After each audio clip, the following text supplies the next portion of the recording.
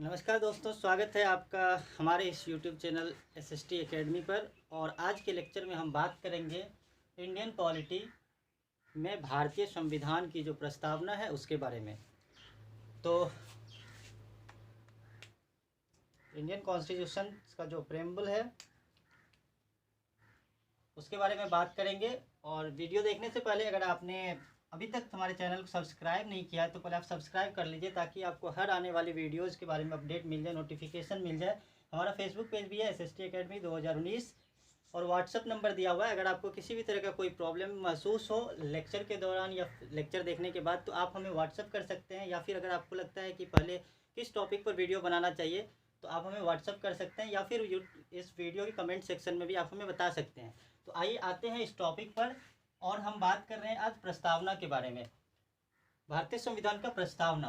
देखिए, प्रस्तावना क्या होता है? ये एक तरह से कहे तो संविधान का सार है। उसमें आपको संविधान की पूरी झलक दिख जाएगी कि हमारा संविधान कैसा है, उसमें किस तरह की बातें होंगी और हमारे देश की प्रकृति कैसी होगी। तो सबसे पहले अगर हम बात करें तो कोई भी जितने भी देश हैं उसमें सबसे पहले अगर बात करें तो अमेरिका के संविधान में जो है प्रस्तावना शामिल किया गया था। सबसे पहले अगर पूछा जाए किस देश के संविधान में प्रस्तावना लाया गया था, तो अमेरिका के संविधान में प्रस्तावना लाया गया था। उसके बाद देखिए कुछ बातें हैं जो कि संविधान के बारे प्रस्तावना के बारे में अलग अलग जो भी संविधान विशेषज्ञ हैं या फिर आप न्यायविद बोल सकते हैं, तो N.A. पालकी वाला है जिन्होंने कि संविधान का परिचय पत्र, इन्होंने प्रस्तावना को क्या कहा? संविधान का परिचय पत्र कहा है, किसने? N.A. पालकी वाला ने। नेक्स्ट आइए देखिए, संविधान को ये प्रस्तावना को संविधान का कुंजी नोट कहा है। कुंजी नोट यानी कौन? Sir Ernest Barker. Sir Ernest Barker ने प्रस्तावना को कुंजी नोट कहा है।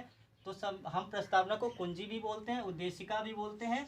और वहीं पर संविधान की आत्मा पंडित ठाकुर भार्गव दास ने प्रस्तावना को संविधान की आत्मा कहा है। अब आते हैं कि संविधान में जो ये प्रस्तावना लाया गया, ये सबसे पहले प्रथम बार ये कब प्रस्तुत किया गया था संविधान सभा के सामने? तो ये 13 दिसंबर 1946 13 दिसंबर 1946 पंडित जवाहरलाल नेहरू जी द्वारा तैयार किया गया था और ये प्रस्तुत किया गया था। और 22 जनवरी 1947 को ये स्वीकृत कर लिया गया संविधान सभा के द्वारा। तो ये दो डेट काफ़ी महत्वपूर्ण है। आप बहुत सारे एग्जाम में पूछा जाता है कि कब ये लाया गया था। तो 13 दिसंबर 1946 को लाया गया और 22 जनवरी 1947 को संविधान सभा ने इसे स्वीकार कर लिया। अब आइए देखिए, हम जो प्रस्तावना को पढ़ते हैं वो यहाँ पर देखिए लिखा हुआ है, और किस रूप में पढ़ते हैं, क्या है उसमें, इसके बारे में देखेंगे। और उसके बाद इसमें जो भी महत्वपूर्ण शब्द है इनसे अभी हमें क्या पता चलता है इसके बारे में देखेंगे। तो सबसे पहले देखिए, एक बार हम पढ़ते हैं प्रस्तावना को। इसमें लिखा है, हम भारत के लोग भारत को एक संपूर्ण प्रभुत्व संपन्न ये सब के बारे में डिटेल्स में देखेंगे। लोकतंत्रात्मक गणराज्य बनाने के लिए तथा इसके समस्त नागरिकों को सामाजिक, आर्थिक एवं राजनीतिक न्याय, विचार, अभिव्यक्ति, धर्म, विश्वास व उपासना की स्वतंत्रता, प्रतिष्ठा और अवसर की समता प्राप्त कराने के लिए तथा व्यक्ति की गरिमा और राष्ट्र की एकता तथा अखंडता सुनिश्चित करने वाला बंधुता बढ़ाने के लिए दृढ़ संकल्पित होकर अपनी संविधान सभा में आज दिनांक 26 नवंबर 1949 मिति मार्क्सिस्ट शुक्ल सप्तमी संवत 2006 विक्रमी को एतद द्वारा इस संविधान को अंगीकृत, अधिनियमित और आत्मार्पित करते हैं। तो ये हमारे संविधान का प्रस्तावना है, जो कि आपको हर बुक वगैरह में मिल जाएगा। ये NCERT के हर बुक में ये दिया भी रहता है। उसके देखेंगे फर्स्ट पेज में शायद दिया होता है ये। तो अब देखिए, इसके बारे में हम लोग डिटेल्स में जानेंगे। कुछ शब्द हैं इसमें जो कि भारत के प्रकृति के बारे में, उसके बाद ये जो भारत के संविधान है उसका स्रोत क्या है, अधिकार का स्रोत क्या है, इसके बारे में ये बताता है। तो हम जब संविधान की बात करते हैं तो यहाँ पर हमारा संविधान 4 मूल तत्व को अपने में समेटे हुए है। देखिए, पहला, जब हम बात करते हैं हम भारत के लोग, इसका मायने क्या है? हम भारत के लोग का मायने है कि संविधान के अधिकार का जो स्रोत है, संविधान के अधिकार का जो स्रोत है, यानी संविधान को पावर कौन देता है? भारत की जनता। यह जो संविधान बनाया गया है वो किसके द्वारा बनाया गया? भारत की जनता के द्वारा बनाया गया है, और भारत की जनता ही उसकी शक्ति है। दूसरा जो तत्व है इसमें देखिए वो ये है क्या, मूल ये भारत की प्रकृति, भारत की प्रकृति कैसी होगी, भारत कैसा राष्ट्र होगा। तो इसमें देखिए पहला है संप्रभु, समाजवादी, धर्मनिरपेक्ष, लोकतांत्रिक एवं गणतांत्रिक। यानी भारत क्या होगा, संप्रभु, यानी कि हम किसी भी निर्णय के लिए स्वतंत्र हैं, हम कोई भी देश का हमारे ऊपर कोई दबाव नहीं रहेगा। समाजवादी है, ये सब के बारे में हम लोग डिटेल्स में देखेंगे। लोकतांत्रिक देश होगा एवं गणतांत्रिक देश होगा ये। नेक्स्ट देखिए इसमें कह रहा है क्या, मूल तत्व में 4 चीज़ों के बारे में जानकारी देती है। पहला, इसके अधिकार का स्रोत क्या है, भारत की जनता है। दूसरा, भारत की प्रकृति कैसी होगी, तो संप्रभु, समाजवादी, धर्मनिरपेक्ष, लोकतांत्रिक एवं गणतांत्रिक होगी। नेक्स्ट देखते हैं तो यह है संविधान का उद्देश्य क्या है। ये उद्देश्य भी इसमें इसकी झलक है। जब प्रस्तावना को देखते हैं तो उसमें हमें पता चलता है कि हमारे संविधान का उद्देश्य क्या होगा। तो उद्देश्य में आप देखेंगे इसमें देखिए न्याय की बात है, स्वतंत्रता की बात है, समता एवं बंधुत्व बढ़ाने को इसको प्रोत्साहित किया गया। हमारा उद्देश्य क्या होगा, हम न्याय की बात करेंगे। किस तरह की न्याय, सामाजिक, आर्थिक एवं राजनीतिक न्याय की बात करेंगे। स्वतंत्रता, किस प्रकार की स्वतंत्रता, देखिए विचार, अभिव्यक्ति, धर्म, विश्वास व उपासना की स्वतंत्रता। उसके बाद प्रतिष्ठा और अवसर की क्षमता प्राप्त कराने के लिए व्यक्ति की गरिमा और राष्ट्र की एकता तथा अखंडता सुनिश्चित करने वाली बंधुता बढ़ाने के लिए। तो ये सब हमारा क्या है, संविधान की प्रस्तावना में जो दिया हुआ है कि वो संविधान का उद्देश्य को बताता है। नेक्स्ट देखिए इसमें और क्या जानकारी मिलती है, संविधान के लागू होने की तिथि की जानकारी मिलती है। हम लोग जानते हैं कितने, 26 जनवरी 1950 को ये लागू हुआ था। तो इस संविधान में जो इसकी तिथि है अंकित वो क्या है, 26 नवंबर 1949, क्योंकि इसी दिन हम इसे क्या किए थे, स्वीकार कर लिए थे, अंगीकृत कर लिए थे, अधिनियमित हो चुका था ये उसी दिन, और हम लोग अपने आप को इसे समर्पित कर लिए थे। तो संविधान के लागू होने की तिथि की जानकारी हमें मिलती है कब, किससे, प्रस्तावना से। 26 नवंबर 1949 ईस्वी उसमें अंकित है। चलिए अब हम इसमें बात करेंगे, जो भी शब्द हैं, कुछ शब्द हैं उसके बारे में बात करेंगे। सबसे पहला यहाँ पे आप देखिए कि संपूर्ण प्रभुत्व संपन्न। संपूर्ण प्रभुत्व संपन्न इसका मतलब क्या हुआ, देखिए संप्रभुता की बात की गई है। यानी भारत जो है ना वो अब किसी भी देश पर निर्भर नहीं करेगा, चाहे कोई भी मामला हो, चाहे भारत से संबंधित कोई बाहरी मामला हो या आंतरिक मामला हो, अपने देश के अंदर की मामला हो या फिर देश के बाहर की मामला हो, उस पर निर्णय लेने के लिए भारत स्वतंत्र है। अर्थात भारत अब किसी भी देश के अधीन काम नहीं करेगा या किसी भी देश का डोमिनियन नहीं है। ठीक है, आप लोगों के लिए बता दें कि पाकिस्तान जो है ना वो 1956 तक जो है ना वो ब्रिटिश डोमिनियन रहा था, ब्रिटेन का। ठीक है ना, ये आज़ादी के बाद ही 1956 तक ये उसका डोमिनियन रहा था। तो संप्रभुता का मतलब क्या है कि भारत जो है किसी भी देश पर निर्भर नहीं है और किसी भी तरह के निर्णय लेने के लिए उस पर कोई भी देश दबाव नहीं डाल सकता है, वह पूरी तरह से स्वतंत्र है। अगला जो महत्वपूर्ण शब्द प्रस्तावना में वो क्या है, समाजवादी। समाजवादी की बात करती, समाजवादी व्यवस्था की बात करती है। संविधान में क्या था, मतलब हम लोग जब प्रस्तावना पढ़े थे तो क्या था, लोकतंत्रात्मक, संपूर्ण प्रभुत्व संपन्न, समाजवादी। तो यहाँ पर समाजवादी है, भारत की जो लोकतांत्रिक व्यवस्था है वो यहाँ पर लोकतांत्रिक समाजवाद है। अर्थात यहाँ पर मिश्रित अर्थव्यवस्था है। जब हम समाजवाद की बात करते हैं तो एक देखिए, एक लोकतांत्रिक समाजवाद हो गया और एक साम्यवादी समाजवाद की व्यवस्था होती है। ठीक है, तो साम्यवादी समाजवाद जो होता है ये राज्य पे आश्रित होता है और इसका मानना ये है कि ये उत्पादन और वितरण का जितना भी साधन हो सबका राष्ट्रीयकरण हो, किसी के भी कोई भी चीज़ किसी का निजी संपत्ति नहीं हो। तो ये साम्यवादी समाजवाद में क्या है कि जितने भी साधन है ये राष्ट्रीयकरण पर जोर देता है और निजी संपत्ति के उन्मूलन पर जोर देता है। जबकि हमारे यहाँ कौन सा समाजवाद है, लोकतांत्रिक समाजवाद है। ये मिश्रित अर्थव्यवस्था पर फोकस करता है, यानी कि यहाँ पर राष्ट्रीयकरण भी है और यहाँ पर निजी संपत्ति भी है। इसलिए बहुत सारे लोग, बहुत सारी निजी कंपनियाँ हैं, बड़ी बड़ी कंपनियाँ हैं। तो यहाँ पर दोनों मिश्रित अर्थव्यवस्था, यानी कि सरकारी भी होगा और निजी उपक्रम भी होगा, दोनों साथ साथ मिलकर काम करेंगे।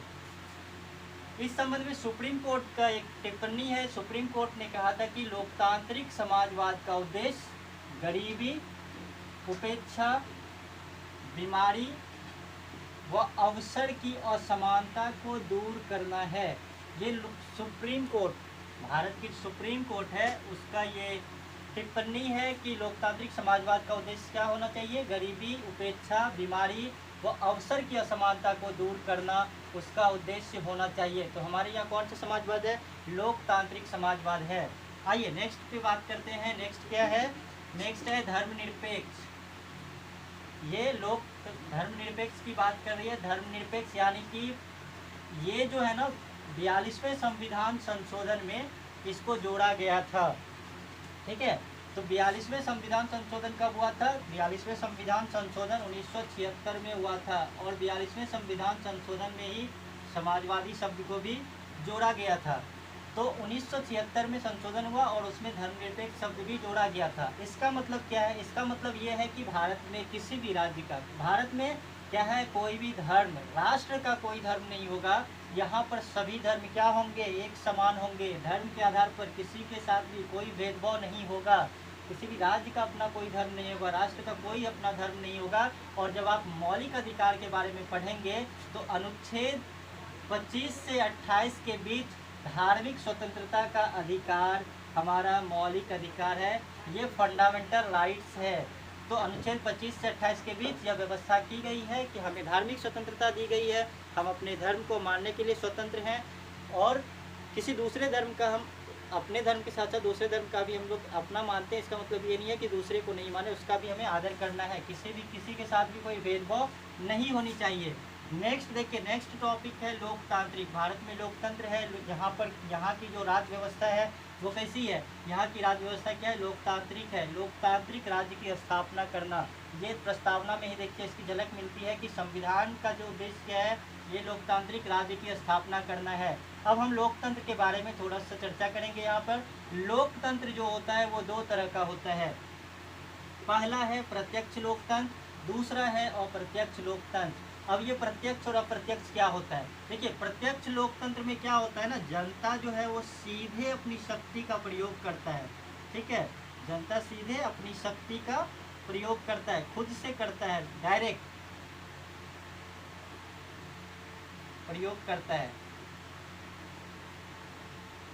ये स्विट्जरलैंड में प्रत्यक्ष लोकतंत्र है। इसमें बहुत सारे हैं जो कि, जैसे अगर मान चलिए जनमत संग्रह वगैरह करा ले, अगर खुश नहीं है तो जनमत संग्रह वगैरह करा के अपने जो भी है शासक है उसको वापस बुला सकता है। ये स्विट्जरलैंड में है। लेकिन भारत में क्या है? अप्रत्यक्ष लोकतंत्र है। इसमें हम निश्चित समय अवधि के लिए, जैसे क्या होता है 5 साल के लिए चुनाव होता है, निश्चित समय अवधि के लिए हम क्या करते हैं? चुन लेते हैं। यहाँ पर अप्रत्यक्ष लोकतंत्र को, यहाँ पे क्या है, जनता अपने द्वारा, यहाँ भी जनता ही काम करती है, लेकिन वो क्या करती है? अपने से अपना प्रतिनिधि चुनती है। अप्रत्यक्ष लोकतंत्र में क्या करता है? अपना प्रतिनिधि चुनती है और फिर वो प्रतिनिधि उस शक्ति का प्रयोग करते हैं। तो इसीलिए हम लोग यहाँ पे क्या करते हैं? 5 साल के लिए इसको चुनते हैं। चुनाव जो होता है, कोई 5 साल के लिए चुनाव होता है। और यहाँ पर अप्रत्यक्ष लोकतंत्र है। अप्रत्यक्ष लोकतंत्र को ही प्रतिनिधि लोकतंत्र कहा जाता है। अप्रत्यक्ष लोकतंत्र भी दो तरह का होता है। देखिए, पहला क्या है? संसदीय लोकतंत्र, जो कि भारत में है। प्रतिनिधि संसदीय लोकतंत्र भी इसको कहा जाता है। ये क्या है? संसदीय लोकतंत्र है। यहाँ पर संसद की व्यवस्था थी। और दूसरा होता है क्या? राष्ट्रपति के अधीन। देखिए, अमेरिका में क्या होती है? राष्ट्रपति होती, अमेरिका में राष्ट्रपति होता है। और भारत में क्या है? संसदीय लोकतंत्र है। यहाँ पर संसद तंत्र है। और यहाँ पर देखिए, इसमें क्या होता है? संसदीय लोकतंत्र में जितने भी कार्यकारिणी की जितनी भी नीतियाँ होती है या फिर कार्य होते हैं उनके, इसके ये क्या होता है? विधायिका के प्रति जवाबदेह होता है। कार्यकारिणी अपने सभी नीतियों एवं कार्यों के लिए विधायिका के प्रति जवाबदेह होता है। तो हमारे यहाँ देखिए, हमारे यहाँ किस चीज़ की बात की गई है? लोकतांत्रिक व्यवस्था में राजनीतिक लोकतंत्र, आर्थिक लोकतंत्र और सामाजिक लोकतंत्र की बात कही गई है। यानी सभी तरह के यहाँ पर लोकतंत्र है। न्यायपालिका की स्वतंत्रता है। देखिए, न्यायपालिका यहाँ पर पूरी तरह से स्वतंत्र है। वयस्क मताधिकार की व्यवस्था है और यहाँ पर भेदभाव का अभाव है। इस तरह से बहुत सारी चीज़ें आगे भी है जो क्या करती है? हमारे लोकतंत्र को और मजबूती प्रदान करती है।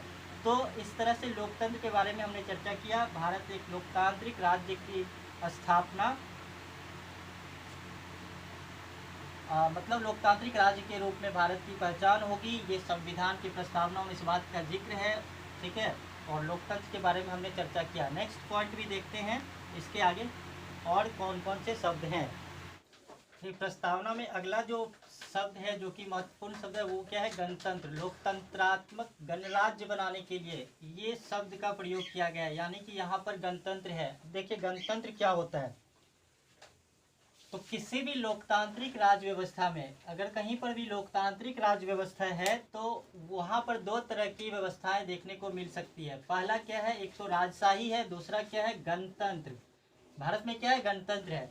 तो राजशाही क्या होता है, देखिए राजशाही में क्या होता है ना, उत्तराधिकार के माध्यम से यहाँ पर चुनाव होता है जो प्रमुख होते हैं, जैसे कि राजा का बेटा ही राजा बनेगा, इस तरह से उसका फैमिली से जुड़ा होता है। लेकिन गणतंत्र में ऐसा नहीं है। गणतंत्र में क्या है ना, जनता द्वारा प्रत्यक्ष अथवा अप्रत्यक्ष चुनाव के जरिए यहाँ पे क्या होता है, ये सत्ता में आता है। ठीक है, तो यहाँ पर राजशाही में सिर्फ उत्तराधिकारिता के माध्यम से ही देखने को मिलता है, लेकिन गणतंत्र में क्या होता है ना, जनता द्वारा प्रत्यक्ष अथवा अप्रत्यक्ष रूप से ये चुना जाता है।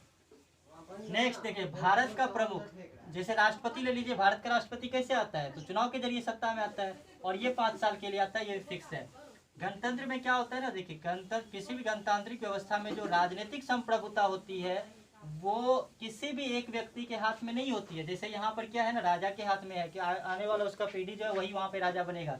लेकिन गणतांत्रिक व्यवस्था में वो राजनीतिक संप्रभुता जो है एक व्यक्ति के हाथ में ना होकर किसके हाथ में होती है, जनता के हाथ में होती है।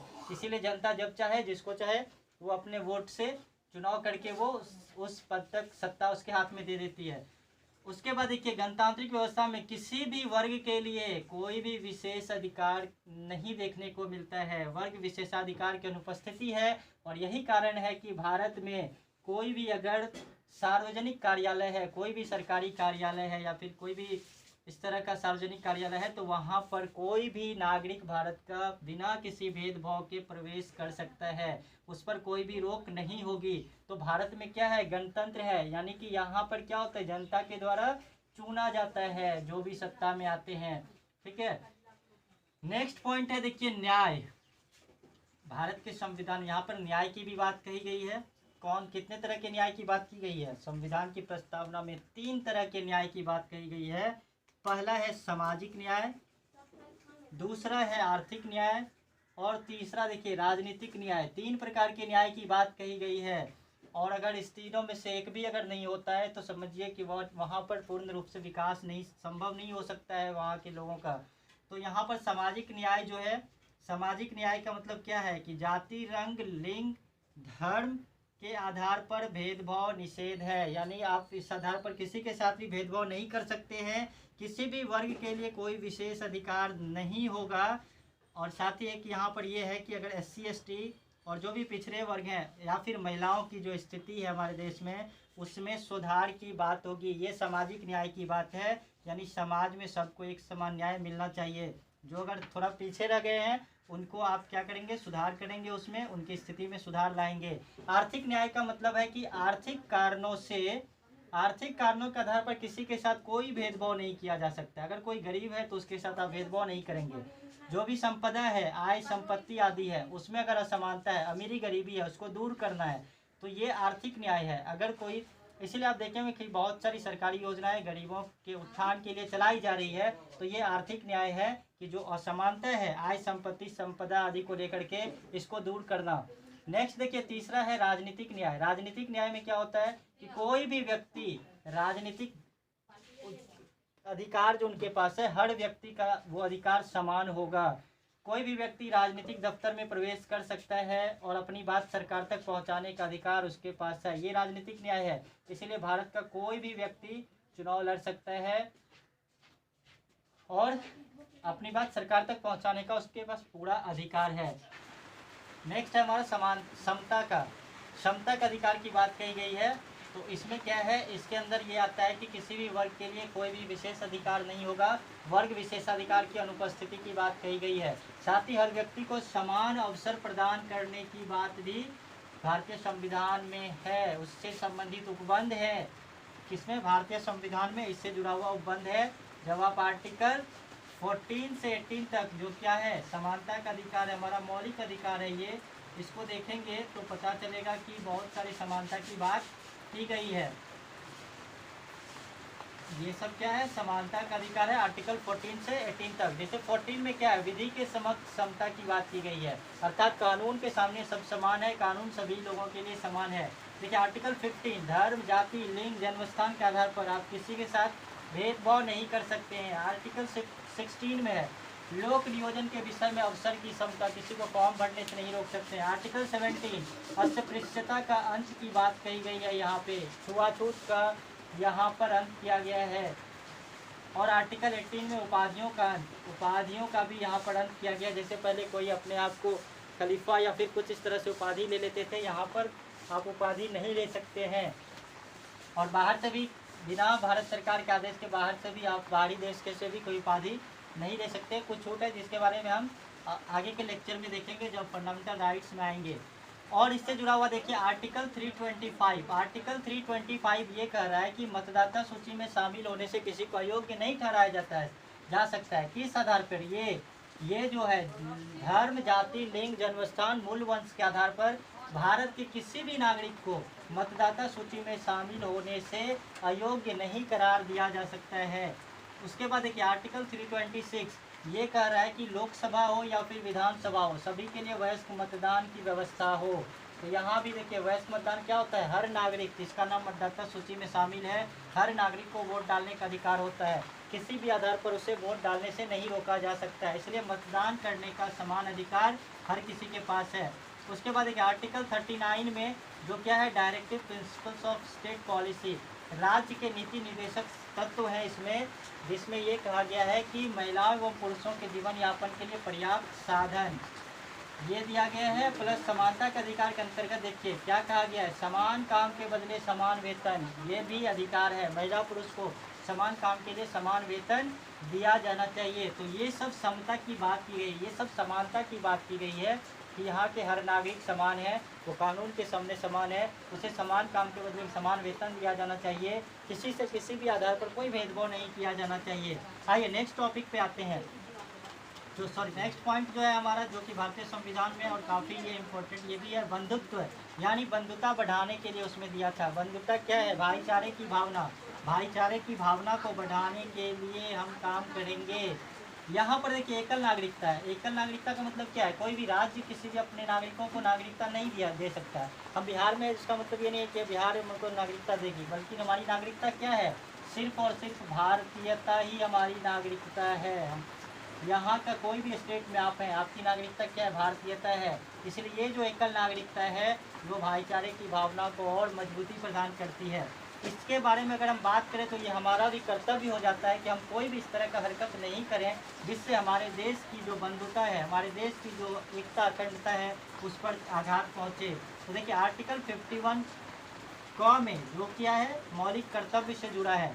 ये हमारा इस देश के प्रत्येक व्यक्ति का ये कर्तव्य हो जाता है कि वे धार्मिक, भाषाई, क्षेत्रीय अथवा वर्ग विविधता, भारत में अनेकों वर्ग के लोग रहते हैं, जाति के आधार पर, धर्म के आधार पर, अमीरी, गरीबी, हर कुछ दूरी पर जाने के बाद क्या होता है, बहुत सारे परिवर्तन देखने को मिलते हैं। इसीलिए भारत को विविधताओं में एकता वाला देश कहा जाता है। तो यहाँ पर ये सब इतने विविधताओं के बावजूद भी क्या है, हमारी यह कोशिश होनी चाहिए, हमारा ये कर्तव्य होना चाहिए कि हम ऐसे काम करें जिससे सौहार्द एवं आपसी भाईचारे की भावना को प्रोत्साहन मिले। कोई भी इस तरह का हरकत नहीं होनी चाहिए जिससे किसी के गौरव को ठेस पहुँचे। तो ये भारत की संप्रभुता, एकता एवं अखंडता की रक्षा करना क्या है, यहाँ के हर नागरिकों का कर्तव्य है। नेक्स्ट देखिए यहाँ पे ये है अखंडता की बात की गई है। भारतीय संविधान में एक शब्द अखंडता भी, संविधान की प्रस्तावना में अखंडता शब्द का भी जिक्र है। अखंडता का मतलब क्या है? आर्टिकल 1 जब देखेंगे, भारतीय संविधान का अनुच्छेद 1 जो भारत को क्या कहता है, भारत एक राज्यों का संघ है। अर्थात क्या है, ये राज्यों का संघ है, यानी राज्यों को संघ से अलग होने का कोई अधिकार नहीं है। राज्यों को संघ से अलग होने का कोई अधिकार नहीं है। भारत को जो एक और भी जब पढ़ेंगे, भारत को विभक्त राज्यों का अविभाज्य संघ भी के रूप में भी जाना जाता है। कहने का मतलब यहाँ पे अनेक राज्य हैं, अलग अलग राज्य हैं, लेकिन सबका एक ही संघ है। संघ को विभाजित नहीं किया जा सकता है। कोई भी राज्य संघ से अलग नहीं हो सकता है, लेकिन अगर संघ चाहे तो वो राज्य को अपने में मिला सकता है, सारे राज्य को खत्म करके एक संघ के रूप में रह सकता है। तो ये सब जो पॉइंट्स था, ये भारतीय संविधान की झलक है। इस प्रस्तावना में जो देखने को मिलती है कि भारतीय संविधान में किस तरह की बातें होंगी, ये सभी उसका झलक है, उसका सार संक्षेप है। अब हम देखेंगे कि इससे जुड़ा, प्रस्तावना से जुड़ा कुछ विवाद है, इसको उसके बारे में हम लोग अब देखते हैं। तो दोस्तों अब हम बात करते हैं प्रस्तावना में संशोधन के बारे में। और इससे पहले अगर आपने यूट्यूब चैनल को सब्सक्राइब नहीं किया है तो आप हमारे चैनल को सब्सक्राइब कर लें। और अभी हम बात करते हैं प्रस्तावना में संशोधन के बारे में। इससे पहले हम लोगों ने प्रस्तावना को देखा, उसमें निहित जो भी महत्वपूर्ण शब्द थे जो कि संविधान के सार को बताता है, संविधान का क्या उद्देश्य है, लक्ष्य क्या है, इसके बारे में बताता है, उसके बारे में हम लोगों ने देखा। अब देखते हैं प्रस्तावना में संशोधन के बारे में कि क्या जो संविधान में जो अनुच्छेद 368 है जो कि संशोधन से जुड़ा हुआ है, क्या उसके तहत संविधान की प्रस्तावना में संशोधन किया जा सकता है या नहीं। इस बारे में कई बार मामला सुप्रीम कोर्ट तक पहुंचा है। सर्वप्रथम केशवानंद भारती विवाद जो था, केशवानंद भारती हैं, ये सर्वप्रथम ये आया था कि ये प्रश्न कि क्या अनुच्छेद 368 के तहत प्रस्तावना में संशोधन किया जा सकता है या नहीं। तो इससे पहले ही बेरूबारी संघ मामला में 1960 में ये मामला था और सुप्रीम कोर्ट ने ये माना कि संविधान की प्रस्तावना में संशोधन किया जा सकता है, लेकिन उसके मूल ढांचे में कोई परिवर्तन नहीं होना चाहिए। ऐसा नहीं है कि आप संविधान में प्रस्तावना में संशोधन करके, संविधान संशोधन करके आप उसमें से कोई जो इम्पोर्टेंट अभी हम लोग शब्द पढ़े उसको हटा दें, जिससे कि जो एक विशेषताएं हैं प्रस्तावना की, संविधान की, उसमें बदलाव हो। तो इस तरह का कोई भी संशोधन नहीं किया जा सकता है जिससे उसके मूल ढांचे में कोई परिवर्तन दिखाई दे। तो प्रस्तावना में निहित मूल विशेषताओं को आर्टिकल 368 के तहत संशोधित नहीं किया जा सकता है। और ये भी सवाल पूछा जा सकता है कि अभी तक संविधान में कितनी बार, प्रस्तावना में कितनी बार संशोधन हुआ है। तो सिर्फ और सिर्फ एक बार, जो कि 42वें संविधान संशोधन 1976, 1976 में 42वें संविधान संशोधन हुआ था। और इसके तहत संविधान की प्रस्तावना में 3 शब्द जोड़ा गया। पहला समाजवादी, दूसरा है ये धर्मनिरपेक्ष और तीसरा ये अखंडता शब्द। मूल प्रस्तावना जो था, जो कि मतलब जो स्वीकृत किया गया था संविधान सभा के द्वारा, उसमें ये 3 शब्द नहीं था। ये 42वें संविधान संशोधन 1976 के द्वारा ये तीनों शब्द जोड़ा गया। और ये प्रश्न भी कई बार पूछता है, तो ये सब आप लोग ध्यान रखेंगे। और साथ ही आप एक बार प्रस्तावना को अच्छी तरह से मतलब समझ लें, याद कर लें। कई तरह के प्रश्न इस पर पूछे जाते हैं। और यही था प्रस्तावना का लेक्चर। आप हमारे चैनल को सब्सक्राइब कर लें ताकि इंडियन पॉलिटी से जुड़ा हर वीडियोज़ आप तक पहुंच सके, क्योंकि हम अभी इंडियन पॉलिटी के सभी टॉपिक्स को कवर करने वाले हैं। हिस्टोरिकल अप्रोच का वीडियो इसके बाद आने वाला है। आप इसे सब्सक्राइब कर लें इस चैनल को। अगर आप फेसबुक यूज करते हैं तो फेसबुक पेज भी है हमारा SST Academy 2019, तो आप इसको भी लाइक कर लें। आपको यहाँ से भी बहुत सारे क्वेश्चंस, यहाँ से भी बहुत सारे क्विज के क्वेश्चंस यहाँ पर आपको मिलेगा। और ये जो व्हाट्सअप नंबर है मेरा 7717769887, आप इस पर कमेंट्स करके भी हमें बता सकते हैं। इस वीडियो को देखने के बाद कमेंट सेक्शन में आप बताएं हमें कि और क्या सुधार किया जा सकता है, या फिर कहीं अगर कुछ गलत है तो उसके बारे में भी हमें बताएं ताकि नेक्स्ट वीडियो से उस पर ध्यान दिया जा सके। Thank you so much.